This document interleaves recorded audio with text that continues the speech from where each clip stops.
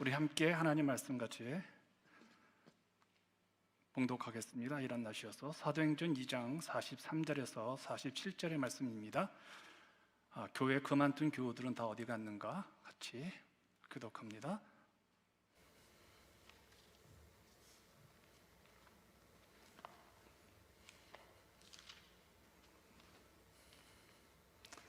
(43절) 제가 봉독합니다. 사람마다 두려워하는데 사도들로 말미암아 기사와 표적이 많이 나타나니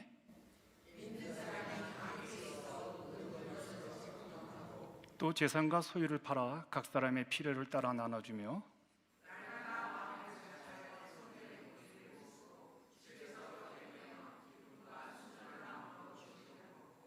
하나님을 찬미하며 또 온 백성에게 칭송을 받으니 주께서 구원받는 사람을 날마다 더하게 하시니라.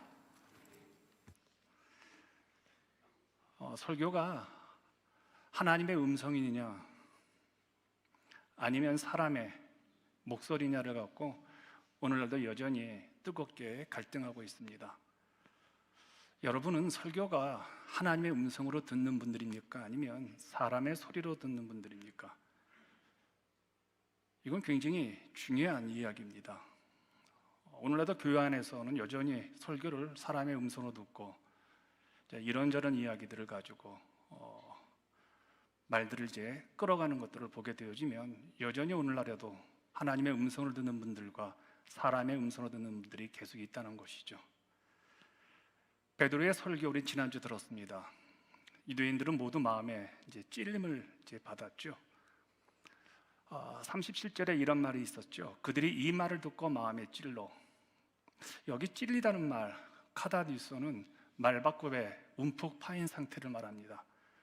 하나님의 설교를 듣고 내 심령이 움푹 파인 겁니다.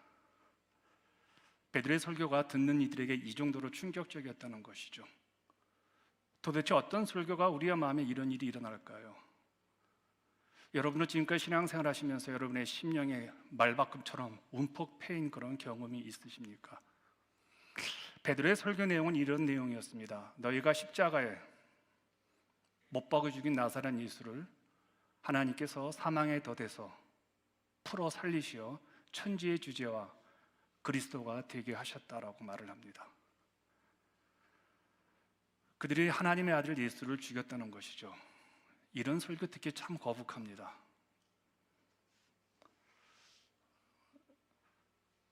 우리는 잘못한 게 없는데 너희들이 잘못했다는 설교죠. 그런데 자신들은 한 번도 누구를 죽여본 적이 없습니다. 근데 자신들이 예수를 죽인 자라고 베드로가 아주 담대하게 이제 선언을 하는 겁니다. 그런데 베드로의 설교를 들은 사람들의 반응이 오늘날 청중들과 너무나 달랐던 겁니다. 우리는 아니다라고 해야 됩니다. 막 화를 내야 합니다. 목회장에게 달려들어야죠. 아니면 예수를 죽인 사람들은 빌라도 총독과 로마의 병사들이지 왜 우리라고 합니까? 라면서 대들어야 되는데 성경에는 그런 반응이 보이지 않습니다. 도리어 마음에 찔림을 받았다고 합니다. 여러분, 말씀이 내 안에 들어올 때 긍정적이든 부정적이든 찔림이 있을 때는 결코 변명하면 안 됩니다. 그리고 화를 내도 안 됩니다. 베드로의 설교를 하루에 3,000명이나 되는 사람들이 듣고 신자가 됩니다. 41절에 이런 말이 나오죠. 그 말을 받은 사람들은 침례를 받으며 이날의 신도의 수가 3,000이나 더하더라. 지금 초대교회 숫자가 몇 명일까요? 120명이었습니다. 그런데 지금 3,000명이 하루에 교인이 된 겁니다. 그리고 얼마 지나지 않아 또 5,000명이 초대 교우들이 되어지죠. 사도행전 4장 4절에 이런 말이 있습니다. 말씀을 들은 사람 중에 믿는 자가 많으니 남자의 수가 5,000이나 되었더라. 불과 며칠 사이에 120명에서 8,000명이 되었습니다. 거대한 신자들이 생긴 것이죠. 당시 예루살렘 남녀노소 다 합해서 숫자가 한 8만 명으로 계산을 합니다. 그런데 이 8,000명은 여성들이 아니고 아이들이 아닙니다. 남성들의 숫자입니다. 당시 남자들을 가정으로 하는 대가족 제도가 예루살렘의 도시의 모습이기에 여기에 아내가 있고 또 부모가 있고 그리고 한 가정당 자녀 둘로 계산을 한다면 약 4만 명이 예루살렘 교회의 교인이라는 겁니다. 여러분, 8만 명이 예루살렘 인구 중에 4만 명이 초대교회 멤버가 된 겁니다. 이거 엄청난 신도 숫자죠. 이걸 어떻게 설명할 수 있을까요? 첫 번째, 이거 말고는 답이 없습니다. 성령이 초대교회에 임한 겁니다. 성령의 역사가 일어나면 이런 일들이 가능하겠죠. 그런데 성령의 역사가 일어나자 이 초대교회 안에서 어떤 일이 벌어졌느냐 하면 42절에 이렇게 소개됩니다. 그들이 사도의 가르침을 받아 서로 교제하고 떡을 떼며 오로지 기도하기를 힘쓰니라. 그들이 성령을 받은 다음에 즉시로 행한 일들이 네 가지로 소개되고 있습니다. 첫 번째가 말씀을 배우는 겁니다. 교회에서 뭘 배웁니까, 여러분들? 말씀을 배우잖아요. 근데 너무 당연한 이 모습이 오늘날 교회는 사라졌죠. 성도들이 말씀을 잘 안 배우려고 합니다. 왜 말씀을 배워야 할까요? 말씀이 예수님이잖아요. 그러니까 말씀을 안 배운다는 얘기는 예수님을 더 이상 알기 그만두었다는 거죠. 우리 기독교는 말씀의 종교라고 합니다. 하나님을 알아가는 종교죠. 우리가 누군가를 알아도 평생을 알아도 그 사람을 모르는데 우리 신앙생활 30년, 40년 했다고 해서 우리가 하나님 얼마나 알겠냐는 거예요. 기독교는 말씀 위에 신앙생활에 뼈대가 새겨지는 것이죠. 제가 목회를 하면서 제일 안타까운 게 성도들이 너무 말씀을 모른다는 겁니다. 들은 풍월들은 많은데 말씀이 없어요. 구조가, 사고 구조가, 가치 체계가 말씀에 세워지지 않은 것을 보게 되시죠. 조금 심각하게 말한다면 목사들도 말씀을 너무 모른다는 거예요.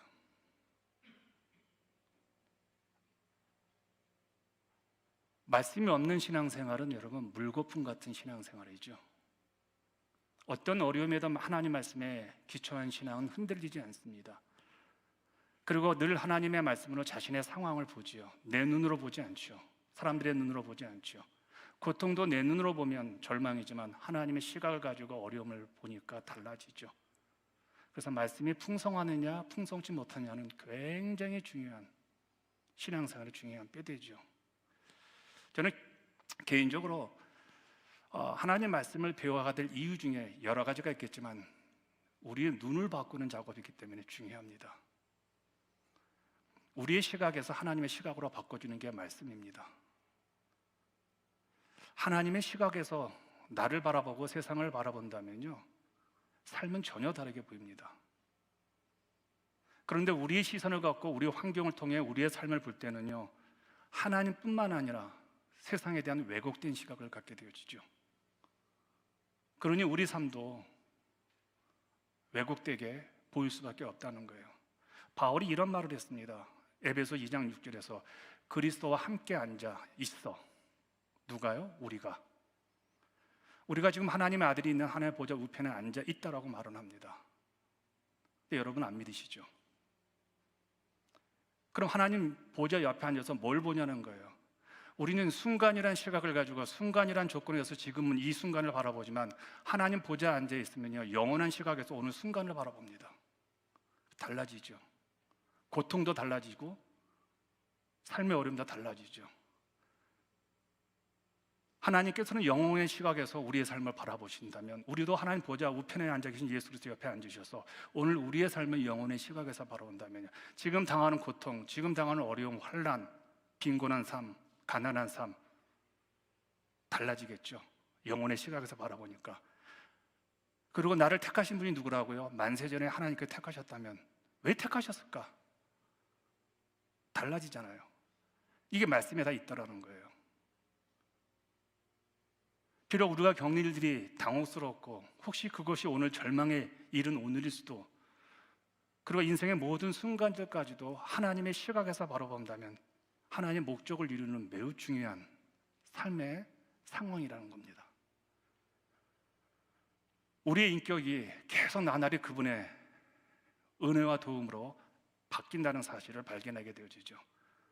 그래서 에레미야 29장 11절에 이렇게 말합니다. 우리를 위한 하나님의 계획은 선하며 평안이요 우리의 장래에 소망을 주려는 것이다. 이걸 깨달을 때 지금 당하는 이 순간적 어려움들, 이게 3년이요 10년이요 20년 된다 하더라도, 어떤 분은 50년이 된다 하더라도 영혼의 시각에서 본다면요 달라지겠죠. 에베소 2장 4절과 10절에 이렇게 말합니다. 자신의 영원한 목적을 위해 우리를 다듬고 계신다. 이 말씀을 알면 지금 내가 당하는 어려움들, 우리의 가정의 어려움들이 하나님이 다듬어 가시는구나. 왜요? 하나님 우리를 택하신 목적이 있잖아요. 세상을 통치하시고 지배하시고 하나님의 시각에서 이 세상을 바라볼 수 있도록 우리를 택하셨잖아요. 근데 이게 말씀이, 이 성경을 읽지 않으면 이런 것들이 있는지조차 모르고 신앙생활을 한다는 거예요. 요한복음 17장 10절에 이렇게 있잖아요. 주님이 우리 안에서 영광을 받으신다. 나 같은 미물 속에서 하나님의 아들이 영광을 받으신다는 거예요. 지금 우리가 형편없는 삶이지만 주님께서 우리를 통해서 영광을 받으신다는 거예요. 성경은 하나님 우리 안에서 우리를 통해 자신의 영원한 목적을 이루시게 하기 위해서 우리를 택하시고 우리를 다듬어 가시고 우리를 인도하신다는 거죠. 이게 성경의 내용이라는 거예요. 이렇게 말씀을 통해서 하나님께서 우리의 삶을 보시듯이 우리도 우리의 삶을 볼 때 우리는 새로운 용기와 힘과 그리고 세상이 흔들서는 평안을 얻게 되어지는 거죠. 그래서 호세아서는 6장 3절에서 이렇게 우리에게 권면합니다. 그러므로 우리가 여호와를 알자. 그냥 알라고 하지 않습니다. 여러분처럼 이렇게 편안히 앉아서 제 설교를 들으라고 하지 않습니다. 힘써 여호와를 알려고 합니다. 여기서 힘써라는 건 뭐냐면 땀을 흘리라는 겁니다. 어린아이처럼 밥 먹여주는 건 먹고 편하게 있지 말라는 겁니다.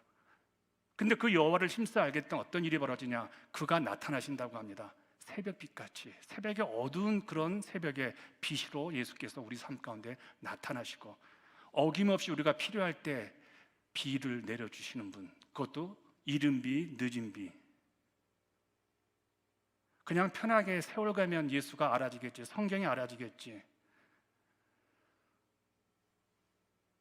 들은 풍월로 알겠지, 이래서 우리가 힘든 겁니다. 이래서 우리가 예수를 믿어도 온전하게 예수를 믿는 게 아니라는 겁니다. 느낌으로 예수를 믿었을 때 그 느낌이 얼마나 위험합니까? 하나님의 말씀이 정말 살아계신 하나님의 말씀이 내 심령 속에 있고 매일 아침마다 말씀을 읽고 하루를 시작하는 사람과 건너건너 하루를 시작하는 사람과 인생은 달라질 수밖에 없는 거죠. 바로 이 부분에 이스라엘 초대교우들은 애를 썼습니다. 그것도 이 목사 저 목사가 아니라 사도의 가르침을. 두 번째는 서로 뜨겁게 교제했다고 말을 합니다. 여러분, 말씀은 하나님과 인간과의 관계를 세워주죠. 교제는 인간과 인간의 교제, 관계를 세워줍니다. 어떻게 삶의 환경이 다른 8,000명이나 되는 사람들이 모여서 교제할 수 있을까요? 그들은 삶의 배경과 철학과 가치관과 지내온 인생관이 다 틀렸습니다. 그런데도 교회 안에서 서로를 이해합니다. 그 이해하는 것 가운데 하나가 무엇일까요? 하나님이었던 것이요, 교회였던 것입니다. 신앙생활하면서 교회에서 반드시 해야 할 일이 있다면요, 성도의 교제권 속으로 들어가는 겁니다. 성령의 아름다운 교제권 속으로 적극적으로 들어가면 이런 초대교회가 행했던 일들을 누리게 되어지죠. 제가 한번 소개한 적이 있을 겁니다. 서양 속담에 이런 말이 있습니다. 박사 학위 증서보다 친구의 이름이 적힌 주소록이 더 가치가 있다. 내가 갖고 있는 학위 증명서보다 내가 넘어졌을 때, 내가 힘들 때 나를 일으켜주는 친구의 손이, 그 친구가 있는 주소록에 더 가치가 있다는 것이죠. 이게 초대교회의 교제권이었습니다. 세 번째는 서로 떡을 떼었습니다. 어떤 사람들은 교회를 욕을 할 때 이 떡 떼는 일 때문에 많이 불편들 합니다. 교회가 많이 시험 드는 이유 중에 하나가 점심 교제입니다.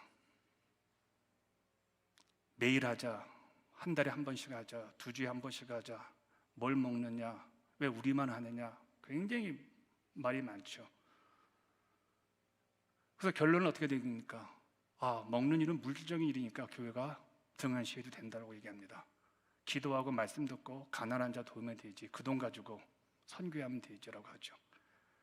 그런데 영적인 일 가운데 먹는 일이 끼어 있습니다. 주님은 최후의 만찬을 하시면서 자신을 기억하라는 것을 다른 교주들처럼 큰 무덤이라든지 큰 교회당, 예배당 건물에 두지 아니하시고 식사에 두었습니다. 너희들이 먹을 때마다 나를 기억하라, 나를 기념하라. 떡을 떼는 것으로서 자신을 기억해달라고 말합니다. 우리에게 이 떡 먹는 문제가 얼마나 소중한지, 교제권에서 가장 중요한 것이 바로 이 부분이라는 겁니다. 근데 요즘 많이 이제 먹는 문제가 사라졌죠. 그리고 생색을 내다 보니까, 힘들다는 생색을 너무 많이 내다 보니까요. 네 번째입니다. 이게 기도에 전념했다고 합니다. 기도는 신자들의 생명줄이라고 하죠. 여자가 아이를 잉태하면 그 아이는 엄마 뱃속에서 독립적으로 자라는 것이 아니죠. 엄마와 탯줄로 연결되어 있어 아이의 생명은 전적으로 엄마에게 의존해 있습니다. 기도가 바로 이와 같다는 거예요. 하나님의 생명을 오늘 받는 생명줄이라는 거죠. 기도는 물이 저수지에서 우리 집으로 들어오기 위한 수도 파이프와 같습니다. 우리의 삶 가운데 본질적으로 기도 없이 이루어질 수 있는 것이 아무것도 없죠. 저는 이 기도가 참 부담스럽습니다. 그리고 제일 이 모습, 사도행전 1장 14절에 참 부러웠습니다. 더불어 마음을 같이하여 오로지 기도에 힘쓰더라. 혼자서 열심히 기도하는 것도 중요합니다. 지금 몇 년 동안 저 혼자 기도하는 것 같아요. 새벽에 아무도 나오지 않습니다. 여러분 보고 나오기 싫으면 나오지 마세요라고 하면서도 항상 기다립니다. 누군가 나왔으면 좋겠다라고요. 그리고 좀 더 누군가의 기도 소리가 들려줬으면 하는 마음이 있습니다. 기도 소리가 없는 교회, 좀 정죄하긴 싫지만 생명이 없는 교회 같아요. 기도가 사라진 교회, 그것도 담임목사 혼자 기도하는 교회. 만약에 어느 교인이 왔다고 보면 아니 이 교회는 담임목사 혼자만 기도하는구나 라고 그분은 안 나올 겁니다. 기도가요, 누군가 이렇게 기도를 옆에서 해주면요, 그 기도의 열정이 나에게 옮겨집니다. 언제부터 우리 교회가 기도가 사라졌는지 모르겠어요. 사역자들도 기도 안 하고요, 여러분들도 기도 안 하시고. 여러분, 기도하는 것과 기도로 사는 것의 차이를 아세요? 교회를 이 역사를 움직여온 사람들을 만나 그들에게 한번 질문을 해보세요. 무엇이 당신들을 평생을 일편단심으로 주님과 교회를 섬길 수 있었습니까? 라고 말할 때 거의 그들은 이렇게 말합니다. 기도였습니다. 기도였습니다. 기도였습니다. 미국의 전설적인 복음 전도자인 찰스 피니가 이런 말을 했습니다. 죽을 만큼 기도하라. 저도 많이 기도하는 목사입니다. 저는 하나님이 저를 쓰신다면 이거 하나 쓰실 것 같아요. 성실함. 정말 저도 나름대로 기도를 많이 합니다. 근데 요즘은 이 정도면 기도 되었지라고 하면서 이 정도면 충분히 기도했어라는 생각을 접어버렸습니다. 죽을 만큼 기도하라는 것을 본다면 그렇게 기도를 많이 하는 편은 아니죠. 하루에 한 2시간 정도 기도하는 게 그렇게 많은 기도는 아니잖아요. 이 찰스 피니가 이런 말을 했어요. 기도 외에 충분함이라면 없다. 우리는 점점 더 많이 기도할수록 점점 더 하나님을 누리게 된다. 이 말이 여러분에게 도전이 되었으면 합니다. 여러분과 저는 죽을 만큼 기도한 적은 없었잖아요. 죽을 만큼 한번 기도해 보면 어떨까 싶어요.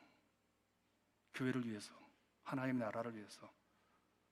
여러분이 복음 전도자가 또한 복음을 전할 누군가가 있다면 그 사람을 놓고 정말 끈질기게, 여러분 주변에 누군가가 병든 자가 있다면 죽을 만큼 그를 위해 대신 죽어주면 되잖아요. 히스기야가 죽었잖아요. 먼저 자기가 죽을 병에 걸렸을 때 먼저 벽을 향해서 먼저 죽어버렸잖아요. 그 병에. 여러분이 교회를 위해서 한번 죽어보세요. 기도로 한번 죽어보세요. 성령의 충만함을 위해서는 단순히 기도하는 사람이 아니라 기도로 사는 사람이 되어야 합니다.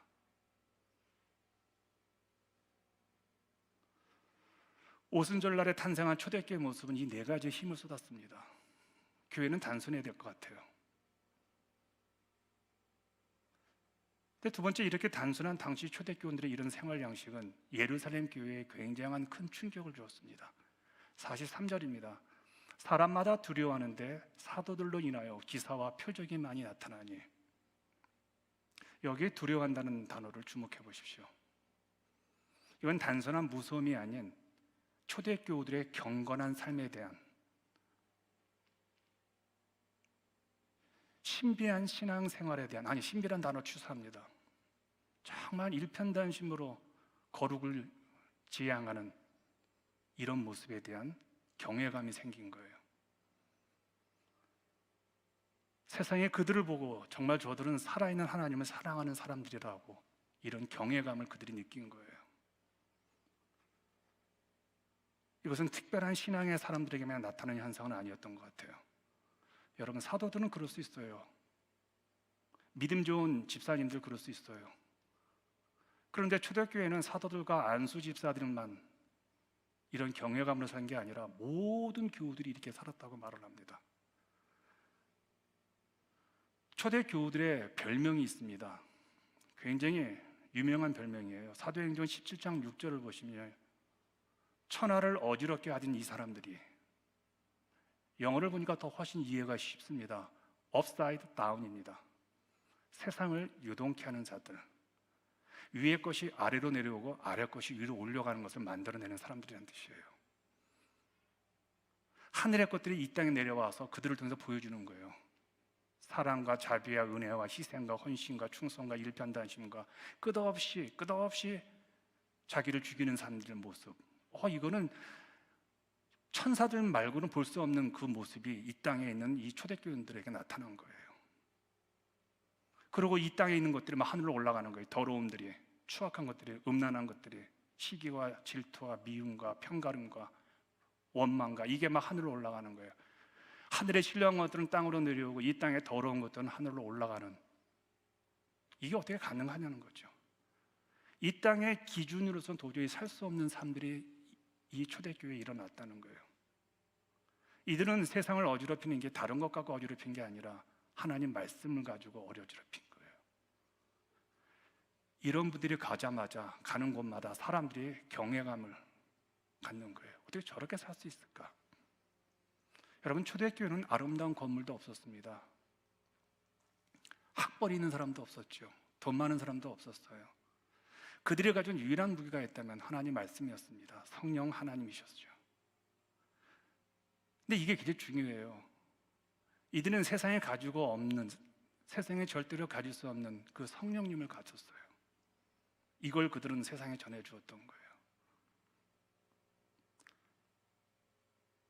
성령으로 살아가는 그들의 모습이 2장 42절에서도 소개되고 있지만 더 충격적인 모습이 44절, 46절, 오늘 우리가 읽었던 그 말씀에서 소개되고 있습니다.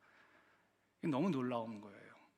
믿는 사람이 다 함께 있어 모든 물건을 서로 통용하고 또 재산과 소유를 팔아 각 사람의 필요를 따라 나눠주며 날마다 마음을 같이하여 성전에 모이기를 힘쓰고 집에서 떡을 떼며 기쁨과 순전한 마음으로 음식을 먹고 하나님을 찬미하며 또 온 백성에게 칭송을 받으니.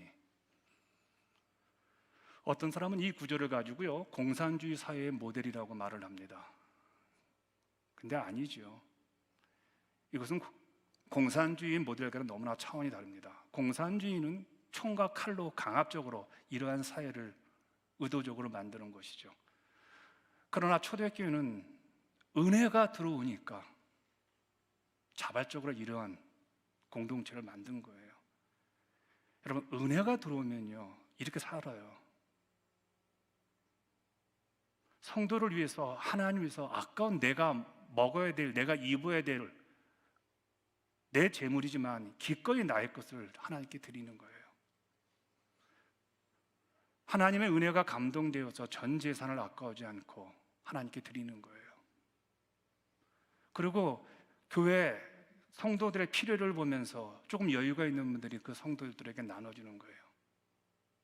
이게 얼마나 아름다운 삶입니까? 여러분, 그런 경험이 있으세요? 제가 예전에 신학교 다닐 때 제 후배 중에 하나가 굉장히 삶이 어려웠었습니다. 근데 제 아내랑 의논해가지고 저희 신학교에는 이제 이렇게 사물함이 있습니다. 그래서 편지도 쓰고 카드도 있고 뭐 이렇게 서로 이렇게 나눠주고, 또 학교 측에서도 또 우리한테 날라온 이메일들, 또 메일들, 거기다 저희가 500불을 거기다 집어넣은 적이 있어요. 근데 그 후배가 어느 날 저한테 찾아와서, 선배님 정말 500불이 필요했습니다. 이런 일들 우리 주변에 종종 이런 거 경험하잖아요. 근데 제가 돈이 많아서 500불 낸 건 아니거든요. 저도 뭐 힘들었거든요. 노가다 하면서 살았으니까, 유학생활이요. 근데 45절이 저에게는 매우 큰 충격으로 다가옵니다. 또 재산과 소유를 팔아 각 사람의 필요를 따라 나눠주며. 초대교회들은 소유와 재산을 분리했어요. 우리는 의도적으로 우리는 하나로 뭉치요. 돈을 계산하는데 하나님께 드릴 때 우리는 의도적으로 하나로 뭉잖아요. 근데 초대교회들은요, 소유권, 자기가 소유한 것과 지금 갖고 있는 재산을 나눈 거예요. 집하고 은행 통장을 나눈 거예요. 하나님께 10의 1조를 어떻게든 따로따로 해서 드렸던 거, 우리는 어떻게 뭉쳐서 드리려고 하잖아요. 어떻게 이런 일이 일어날 수 있냐는 거예요. 사람은 물질에 굉장히 탐욕이 있습니다. 끊임없이 더 많은 것을 소유하려고 합니다. 하나님 없이는 살아도 돈 없이는 못 산다고 우리가 말하잖아요. 그래서 대부분은 헌금도 적게 드리려고 합니다. 온전한 11조, 온전한 감사헌금을 우리는 드리기보다는 그냥 내 수준에서 적정하게 드리죠. 그런데 이런 우리들이, 소유가 인생의 최고의 축복이라고 알고 있는 우리들이 성령이 임하면 달라집니다. 성령의 감동으로 내가 하나님께 드리는 것을 아까워하지 않아요. 그리고 이웃이, 불쌍한 이웃들을 위해서 구제헌금, 또한 장학헌금들, 그리고 그런 선교헌금들이요, 내 재물을 사용하죠.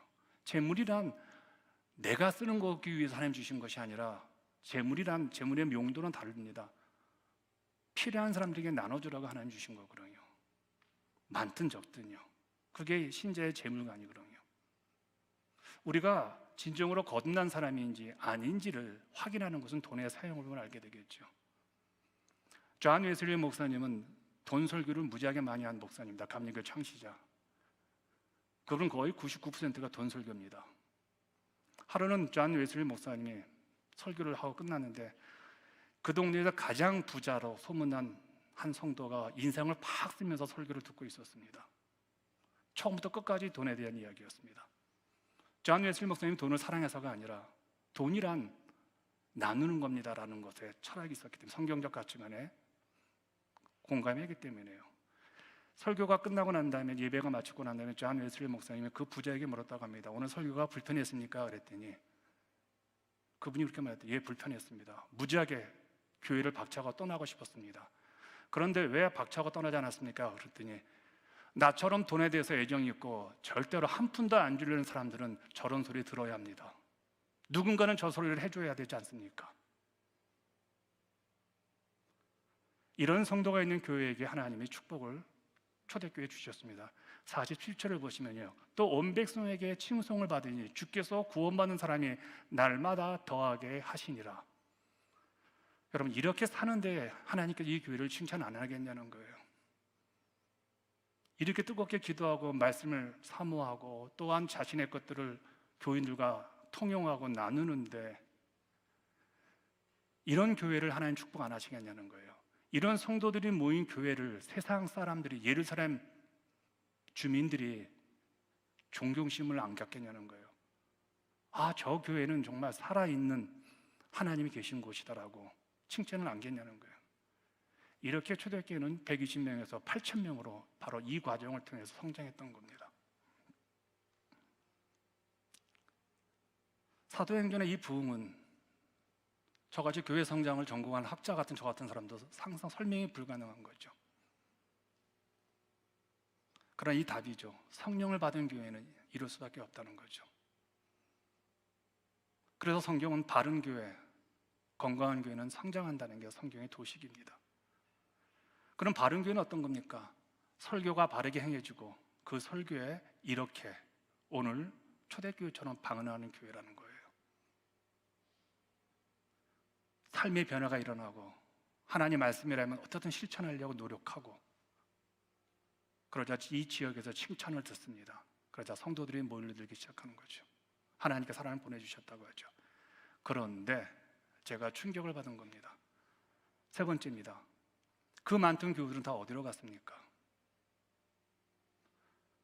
자, 이 사도행전 2장으로부터 불과 30년이 지나 바울이 3차 선교 전도 여행을 마치고 예루살렘에 돌아왔습니다.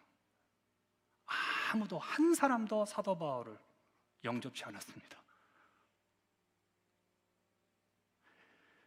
예루살렘에 8만 명에 4만 명이라는 반 이상의 교인이 있는 이 교회가 30년이 지났는데 바울 선생님이 고생하고 돌아온 이 예루살렘 교회가 바울 선생을 환영하지 않았다는 거예요.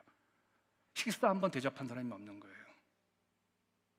도리어 이 바울 선생님을 모함하고 죽이려고 합니다.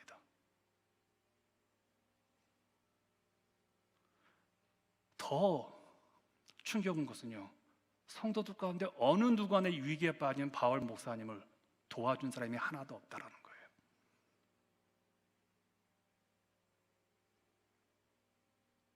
하루에 3,000명, 또 어떤 날은 5,000명 신자가 될 정도의 이런 분위기라면 30년 정도면 8만 명밖에 되지 않는 예루살렘 전 도시가 예수를 믿어야 하지 않을까요? 근데 실제로는 정반대 현상이 일어난 거예요. 바울을 보호한 사람이 누군지 아세요? 신자가 아니라 로마 경비대장 루시아였습니다.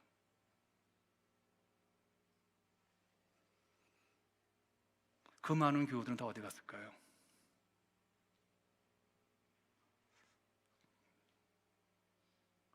무소유를 주장하다가 돌아가신 법정 스님의 글이 생각이 났습니다. 이분이 이런 말을 했습니다. 진정한 인연과 스쳐가는 인연은 구분해서 인연을 맺어야 한다. 진정한 인연이라면 최선을 다해서 좋은 인연을 맺도록 노력하고, 스쳐가는 인연이라면 무심코 지나쳐 버려야 한다. 그것을 구분하지 못하고 만나는 모든 사람들과 헤프게 인연을 맺어 놓으면 쓸만한 인연을 만나지 못하는 대신에 어설픈 인연과 만나게 되어 그들에 의해 삶이 침해되는 고통을 받아야 한다. 인연을 맺음에 너무 헤퍼서는 안 된다. 옷깃을 한번 스친 사람들까지 인연을 맺으려고 하는 것은 불필요한 소모적인 일이다. 수많은 사람들과 접촉하고 살아가고 있는 우리지만 인간적인 필요에서 접촉하며 살아가는 사람들은 주위에서 몇몇 사람들에 불과하고, 그들만이라도 진실한 인연을 맺어 놓으면 좋은 삶을 마련하는 데는 부족함이 없다. 그래야 그것이 좋은 일로 결실을 맺는다. 아무에게나 진실을 투자하는 건 위험한 일이다. 그것은 상대방에게 내가 진 화투패를 일방적으로 보여주는 것과 다름없는 어리석음이다. 우리는 인연을 맺음으로써 도움을 받기도 하지만 그에 못지않게 피해도 많이 당하는데, 대부분의 피해는 진실 없는 사람들에게 내 진실을 쏟아부은 대가로 받는 벌이다. 우리 기독교와는 조금 다른 시각이지만 조금 우리가 공감할 수 있는 얘기겠죠. 우리 주변에 사람이 떠나는 거 우리 많이 아쉬워하고 아파하죠.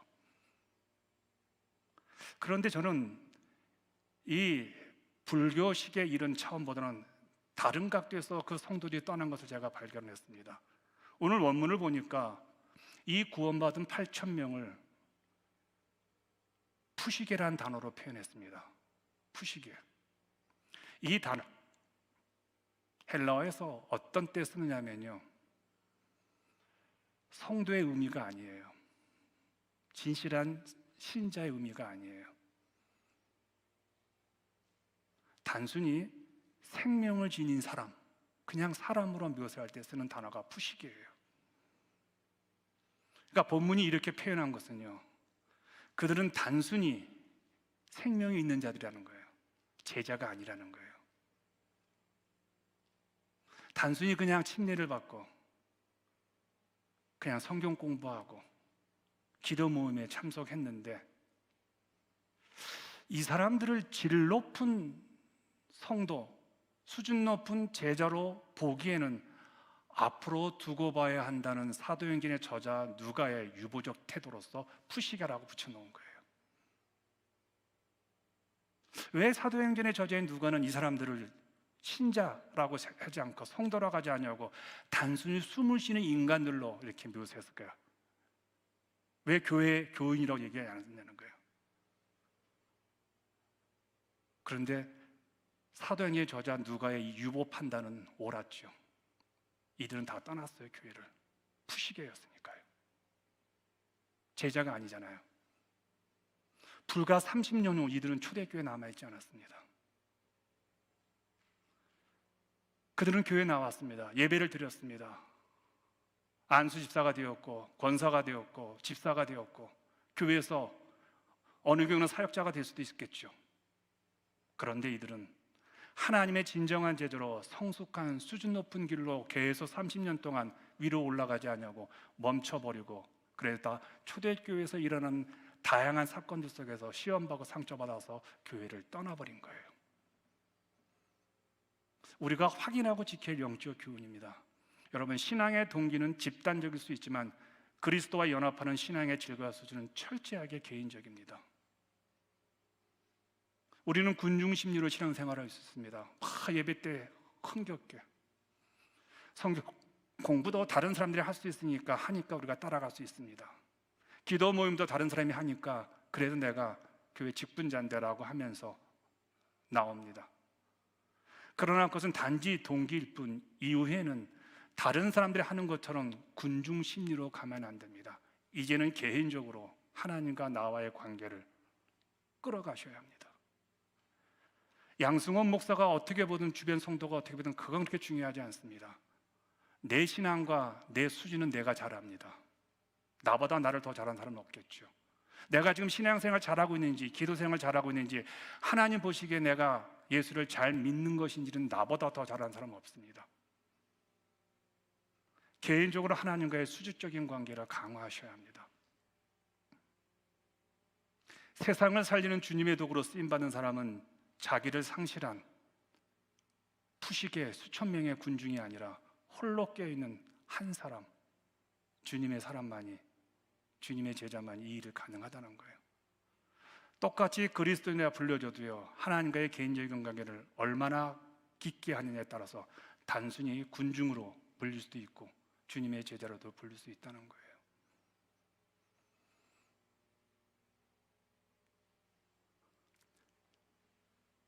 이런 초대교인들이 30년 지난 후에 다 사라져버렸습니다. 초대교회는 텅 비어버렸습니다. 이후에 빌립보 교회가 세워집니다. 에베소 교회가 세워집니다. 그런데 초대교회처럼 이런 칭찬은 없었습니다. 왜 일시적이지만 초대교회는 이런 칭찬, 이런 엄청난 부흥이 가능했을까요? 아무리 제가 성경을 보아도 답이 없었어요. 우리 교회를 한번 분석해 보았습니다. 우리도 모입니다. 우리도 기도합니다. 우리도 말씀 공부합니다. 우리도 예배를 드립니다. 초대교회처럼 우리도 모여서 예배 드리고 어떻게든 우리도 모이려고 하고 기도해야 하려고 그러고 말씀 공부하려고 합니다. 그런데 왜 초대교회만큼 이 교회가, 우리 교회가 쓰임받지 못할까? 왜 에베소 교회가, 빌립보 교회가 왜 초대교회처럼 이런 칭찬을 못 들을까?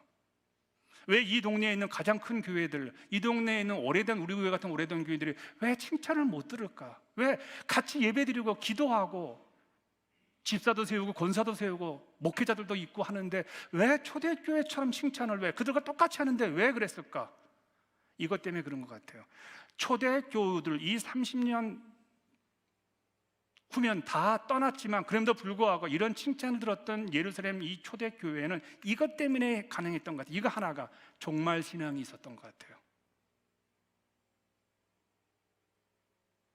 이들은 주님이 자신들이 살아있는 동안에 재림하실 것이라고 믿었던 것 같아요. 여러분, 종말 신앙이 우리 안에 견고해지잖아요. 우리는 물질에서부터 자유롭습니다. 탐욕으로부터 자유롭습니다. 여러분, 내가 내일 죽는다는데 오늘 여러분 물질을 갖고 그렇게 끙끙 앓까요? 그거 다 쓰잖아요. 좋은 사람들에게 나눠주잖아요. 선교사님들에게 집도 사주고 다 하잖아요. 내일 죽는데 여러분 가지고 있는 은행 어카운트에 그 돈이 무슨 의미가 있어요? 내일 주님이 오신다면요. 바로 이 얘기예요. 세상의 종말과 함께 영원한 하나님 나라에 입성할 것을 생각하면 오늘 내가 가지고 있는 게 거추장스러운 거죠. 큰 집이 거추장스러운 것이죠. 물질이 난 단순히 그냥 오늘 하루에 필요한 거 말고는, 이게 종말 신앙이에요. 이 종말 신앙을 가지고 있는 사람들은 물질이란 나누어주는 도구라는 거예요. 곧 주님이 오시는데 물질을 축적해 두어서 못하겠냐는 거예요. 그런데 그들의 믿음과 달리 주님이 오시지 않았어요. 30년 지났는데. 그러자 그들은 누가 먼저 말할 것도 없이 다시 옛날 삶으로 돌아간 거예요. 물질을 아끼고 교회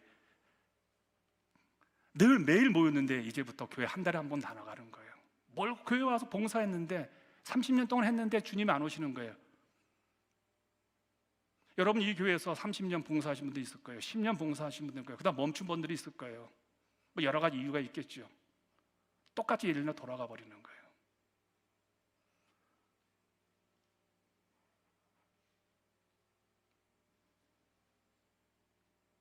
종말을 성경에서는 두 가지로 설명을 합니다. 세상 종말, 이걸 우주적 종말이라고 합니다. 그리고 개인적 종말을 말합니다. 우주적 종말을 믿을 때는 예수께서 천군 천사와 함께 이 땅으로 오시는 거예요. 그리고 심판하시는 거예요. 개인적 종말은 내가 죽는 겁니다. 생이 다 끝나서요. 이 우주적 종말을 우리가 믿을 때 삶은 좀 달라지죠. 예수님이 오실 때 나는 어떻게 그분을 맞이할 수 있을까? 제가 지난번 한번 제가 소개한 적이 있을 겁니다.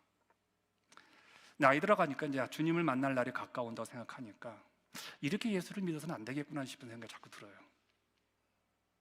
좀 더 기도를 많이 해야 된다는 생각이 들어요. 후회 없이 좀 더 한 번만 더 하나님께 쓰임받고 갔으면 좋겠다는 마음이 들어요. 내가 갖고 있는 재능, 내가 가지고 있는 물질이 조금 더 복음을 위해서, 주님의 나라를 위해서, 교회를 위해서, 이 주님 재림에 대한 생각 때문에 그래요. 우리 모두는 내가 죽는다는 거 다 알아요. 이 세상에 태어난 사람 치고 죽지 않는 사람이 없기 때문에 내가 죽는다는 거 다 알죠.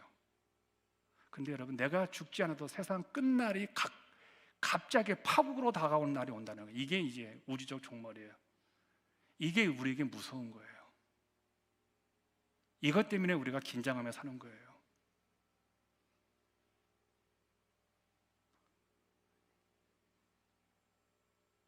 이런 삶을 살 때 사도행전 2장 46절과 47절이 달라지죠. 날마다 마음을 갖춰서 성전에 모이기를 힘쓰고 집에서 떡을 떼며 기쁨과 순전한 마음으로 음식을 먹고 하나님을 찬미하며. 이건 오늘 우리도 해요. 모든 교회가 다 해요. 이 지역에 있는 교회가, 아니 이 지역뿐만 아니라 전 세계 모든 교회가 이거 해요.